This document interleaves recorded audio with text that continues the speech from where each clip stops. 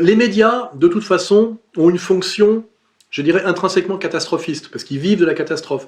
Donc, à un moment donné, on a un problème, c'est qu'il n'y a plus de différence entre les politiques et les médias. On voit même que les politiques sont totalement soumis aux médias, pour des tas de raisons qu'on peut expliquer. Et en fait, les médias nous vendent systématiquement une lecture catastrophiste de la situation, puisque ça fait du spectacle. Interviewer une infirmière, comment dirais-je, complètement débordée dans un service où il n'y a que des super contaminés, c'est comme quand vous voulez montrer la guerre, donner le micro à un soldat qui est au front depuis 12 heures, et qui est blessé et qui risque sa peau. Vous n'aurez pas la même vision que si c'est fait par les généraux et les stratèges qui vous disent en gros comment se passe la guerre avec du recul, de la stratégie, etc. Donc je n'ai rien à reprocher aux infirmières, mais si vous ne montrez que des infirmières et des hôpitaux saturés, vous avez l'impression qu'on est dans World War Z, un film catastrophe. Hein. Or, le sérieux de l'analyse de la situation, c'est les chiffres, même si les chiffres sont à interpréter. Et pour ça, je vais m'appuyer quand même sur un précédent. On nous a habitués à une lecture complètement hystérique et émotionnelle de la statistique en France, sur deux sujets. Le sujet de la mortalité automobile, qui permet un incroyable racket des automobilistes, en nous disant que c'est une catastrophe parce qu'il meurt encore 5000 automobilistes par an. Je rappelle qu'en 75, il en mourait 15 000, et qu'en 75, on était 50 millions ou 55 millions et pas 65 millions. Donc on est de plus en plus nombreux à rouler sur les routes et il meurt 3 fois moins de monde qu'il y a 30 ans où on était peut-être 30% de moins d'automobilistes. Et ça induit quelque chose, c'est que on nous habitue à l'idée qu'un mort est quelque chose de correspond à, je veux dire, à une défaillance du système. Hein, c'est-à-dire que le but, notamment de la prévention routière, en gros, c'est on arrêtera de vous racketter quand on en sera à 0 mort. 0 mort, c'est impossible. L'homme est fait pour mourir, l'homme est mortel, et la mort est le chemin naturel de la vie. Hein, voilà. Et ça, là, on a un problème, je dirais presque idéologique et religieux. Et autre aussi manipulation statistique émotionnelle et débile, où d'ailleurs Ségolène Royal avait joué son rôle, c'est la statistique féministe. On voit bien que l'hystérie et les femmes, ça a beaucoup à voir. Hein. Infirmière, femme, hystérie, Ségolène Royal. Quand Ségolène Royal nous disait une femme meurt tous les 3 jours sous les coups de son conjoint, elle faisait croire, et elle avait même cru elle-même, que chaque femme de France risquerait d'être assassinée par son conjoint tous les 3 jours. Alors qu'en fait, ça veut dire que sur une population de 65 millions d'habitants, il est assassiné en France, dans le cadre d'un crime passionnel, homme tuant une femme, une centaine de femmes. Ce qui est infime, si vous mettez un 0,000. Hein, ramener 100 morts sur une population, alors après, il faut faire de la statistique, combien de femmes en âge d'être en couple, etc., etc. Mais vous verrez que c'est insignifiant. C'est-à-dire que d'être tué par son conjoint est sans doute la cause de mortalité la plus faible de toutes les causes possibles de mortalité pour une femme. Voilà. Alors maintenant que j'ai introduit ce sujet de la manière dont on a hystérisé par les médias, par la féminisation, et la gestion émotionnelle de tout, qui est le contraire de la pensée, le domaine de la statistique, on arrive à terrifier les gens sur des chiffres qu'on nous balance sur le coronavirus, bon ben je ne vais pas vous les ressortir, mais qui font toujours abstraction de comment ils doivent être mis en relation avec des chiffres, eux, qui sont je dirais les chiffres masses. D'ailleurs, on a la même chose en économie. Quand j'étais encore jeune, quand on parlait des revenus dans un pays, on disait je sais pas quoi, un Indien gagne tant de dollars par mois, on le mettait immédiatement en corrélation avec le coût de la vie et son pouvoir d'achat. Parce que sinon on se dit, comment fait un pauvre con de Vénézuélien pour vivre, et pourquoi ne fait-il pas la révolution alors qu'il vit avec 50 dollars par mois? Mais ce qu'on oublie de dire, c'est que si un Vénézuélien découvre qu'un étudiant pour louer une chambre de bonne paye 700 dollars lui par mois, il se dit exactement de la même manière, comment se fait-il que les Français ne font pas tout de suite la révolution, hein? Voilà. Donc on a cessé de mettre en corrélation depuis des années dans le journalisme le revenu avec le coût de la vie et le pouvoir d'achat, ce qui prouve bien qu'on est dans une gestion stupide, émotionnelle et hystérique des chiffres. Or, on est dans un monde, c'est un des sujets de mon prochain livre, un monde qui n'existe que par les chiffres. Hein. Le monde est un monde entièrement mathématique, mais déversé à des gens qui ne comprennent rien en mathématiques, et on fait en sorte c'est la phrase, on peut tout faire dire aux chiffres, on les manipule par de la statistique stupidement interprétée. Et là, on mettra un tableau assez complet après mon intervention. Je vais rappeler quand même, pour calmer les hystériques et ramener les statistiques qu'on nous balance tous les jours et qui sont relativement vraies d'ailleurs, hein, mais pour qu'on les interprète intelligemment, que en France, nous comptons par an 600 000 décès. C'est-à-dire, quoi qu'il arrive, tous les ans en France, il y a 600 000 personnes qui meurent. Ça peut être plus ou moins, hein, mais voilà, on est l'ordre de 600 000. Et le problème d'ailleurs, c'est d'équilibrer ces décès par les naissances. Hein. On a un problème de déficit de naissance. Voilà. Je rappelle après qu'il meurt dans le cadre d'accidents domestiques en France, c'est-à-dire toutes sortes d'accidents, glisser dans sa salle de bain, tomber dans l'escalier. Il meurt 20 000 personnes en France par an d'accidents domestiques. Et il meurt par ailleurs de problèmes respiratoires, quoi qu'il arrive, grippe, pas grippe, pneumonie, pas pneumonie, 40 000 personnes par an. Hein. Donc après, vous ramenez à combien ça fait par jour, et puis vous verrez que les statistiques qu'on nous balance sur le coronavirus, d'un seul coup, sont assez faibles. Alors que, évidemment, si on vous dit hier 300 personnes sont mortes, on dit ça y est, c'est en gros la peste noire qui revient. Alors qu'en fait, ceux qui nous manipulent ont plutôt peur du retour de la peste brune. Hein, si je veux faire du jeu de mots. Voilà. Et je rappelle aussi que la grippe, en moyenne en France, fait 10 000 morts par an. Hein, alors évidemment, il y a des années à 5 000, d'autres à 15 000, mais quand il meurt 10 000 personnes par an de la grippe, c'est normal. Voilà. Et d'habitude, on n'en parle pas. Hein. Et effectivement, la grippe aussi dans le monde, la grippe saisonnière, hein, c'est 500 000 personnes par an. Oui, j'avais oublié le dernier chiffre.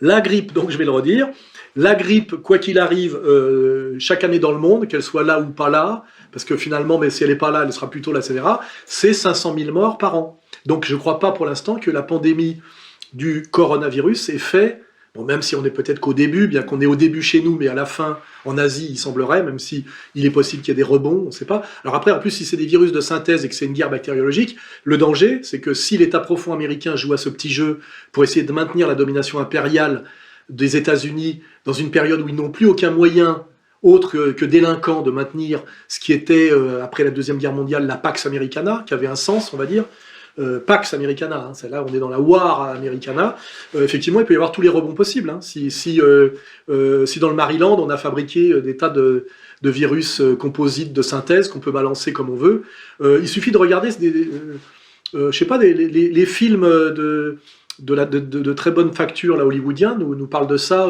J'ai regardé hier encore un film, là, comment il s'appelle Alerte, Contagion. Non, avec qui est du MK Ultra, mais dans le genre espion tueur. Non, c'est le... Manchurian Candidate. Non, ils en ont fait 3 de suite, là. Ah, Bourne. Ouais, voilà. La mémoire dans la peau. J'ai encore regardé hier une rediffusion de Jason Bourne. Jason Bourne, si vous regardez bien, ça parle que de ça, hein, de laboratoire, d'apprentis sorciers, avec des travaux de la CIA hors de contrôle de l'État légitime. On remarque que quand même Hollywood nous habitue toujours à accepter ou à supporter, en fait, les théories les plus complotistes, et en fait à les valider d'une certaine manière, puisque les meilleurs films américains sont souvent la mise en scène de théories complotistes, que ce soit en espionnage. D'ailleurs c'est souvent fait par des anciens espions qui sont passés au roman, comme John le Carré, etc. Et si vous regardez les meilleurs films on va dire de science-fiction américains récemment, ils intègrent tous, que ce soit d'ailleurs l'homme sur la Lune et certains sujets gênants, que la possibilité de mensonges d'État, et de mensonges d'État profond. Ils l'intègrent tous, même comme fond de sérieux de leur film. Sur Jason Bourne, c'est pas moi qui le dis, hein, c'est qu'il y a un État profond qui fait n'importe quoi, et puis des types issus de cet État profond qui s'émancipent par sens civique, hein, c'est toujours pareil, et qui deviennent des héros, parce qu'ils se mettent à lutter contre. Et là, on est bien dans les lanceurs d'alerte. Donc, ce complotisme en fait est partagé relativement universellement, et même le meilleur moyen quelque part de le désamorcer, c'est quelque part de le partager de façon soft. Hein. Je pense que c'est à ça que sert Hollywood. Hein.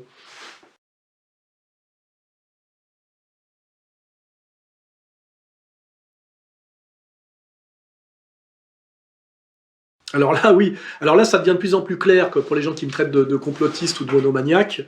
On a quand même, je dirais, le gang Buzyn, Lévy et Bauer, il ne faut pas oublier, parce que je rappelle que la communauté de lumière, dont on n'a pas le droit de parler, détient, ça s'est fait progressivement à partir des années Mitterrand, et j'ai vu s'accomplir cette prise de pouvoir systématique, que ce soit d'ailleurs dans le milieu du spectacle, de la médecine, de la politique, de l'économie, c'est général. Hein. On voit bien aujourd'hui que nous avons d'un côté le gang Buzyn, Lévy, Bauer, hein, parce que je rappelle que c'est Bauer qui décide en gros de la stratégie on va dire, politico-policière de la France. Je rappelle qu'il est de la communauté, évidemment, ancien grand maître du Grand Orient. Donc c'est vraiment un agent impérial intégral. C'est pas du tout, pour citer encore Cohn-Bendit, quelqu'un qui représente la majorité française, et ce que j'appellerais la majorité du producteur séducteur, du producteur sédentaire, du cochon de payant et du gaulois. Hein, voilà. Je vais quand même citer les gens aujourd'hui qui ont en charge la médecine d'État. Hein. Nous avons donc Lévy, Buzyn, Hirsch, Gage, Doré, Jacob, Salomon, enfin je veux dire c'est la liste de Schindler. Hein. Et eux visiblement sont tous des agents de ce qu'on appelle Big Pharma, c'est-à-dire le lobby pharmaco-chimique, en plus d'être des agents du Nouvel Ordre Mondial, et on voit effectivement que leur but est quand même double, faire du pognon sur le dos du peuple français, soumettre le peuple français, voire même l'affaiblir par le nombre de morts. Hein. Voilà, parce que ce peuple français, on le voit par le soutien massif que rencontre le professeur Raoult, le peuple français commence à gronder, est en colère, et s'il commence à gronder après une semaine de confinement, je ne vois pas ce qui va en être quand on va nous annoncer, quand le pauvre Macron, qui est lui un otage entre la colère populaire, ce qu'on appelle ses élus, et les maîtres oligarchiques incarnés très très bien par Attali. Je rappelle qu'Attali nous a bien dit qu'à un moment donné, si le nouvel ordre mondial ne pouvait pas passer par la mondialisation heureuse, il pourrait passer par la pandémie. Il l'a écrit, hein, faut pas oublier, hein, on y est. Hein, voilà. Donc quand Macron, pris en otage, je dirais, entre Attali et Soral, hein, pour montrer les deux extrêmes, sera obligé d'annoncer qu'on prolonge le confinement total, donc la destruction de l'économie française, et notamment des PME, à 45 jours, ça va péter. Je veux dire, surtout si on demande aux forces de police de se comporter avec la totalité de la population française comme on les a forcés à se comporter avec les Gilets jaunes. Emprisonnement, violence, etc. Sans compter qu'eux-mêmes sont exposés aussi à l'expansion de la pandémie, puisqu'ils sont en permanence au contact. Et je rappelle que quand un représentant de l'ordre, comment dirais-je, vous sanctionne, il n'est pas dans une distance réglementaire de plusieurs mètres. Hein. Il est potentiellement en train de vous coller le virus ou de le choper. Moi, c'est ce que je ferai remarquer comme argument à toute personne qui se fait emmerder demain par un flic, c'est s'il vous plaît, n'approchez pas plus près. Ou alors vous dites je suis positif et vous lui éternuez à la gueule. Hein. On rigolera. Donc jusqu'où les policiers vont accepter de jouer ce rôle dégueulasse contre la population française et même contre eux-mêmes.